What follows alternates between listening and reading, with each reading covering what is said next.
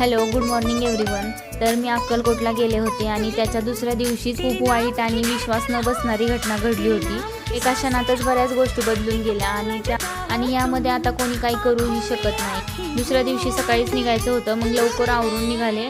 त्या पिंपलनी मला खूप इरिटेट केलं आणि फेस वॉश संपला होता, त्यामुळं मी सोप यूज केला होता आणि त्याच्यामुळं मला हा पिंपल आला होता. मग येताच मी फेस वॉश पण घेऊन आले होते आणि त्यानंतर मग घरी आले, सगळं आवरलं, फ्रेश वगैरे झाले आणि मग देवपूजा केली. अक्कलकोटचा प्रसाद आणि मी ही जपमाळ आणली होती, तर ती सगळं आवरून ठेवलं देवापुढे. रूममध्ये देव जेव्हापासून मी सेट केले तेव्हापासून खूप छान आणि प्रसन्न वाटते रूममध्ये.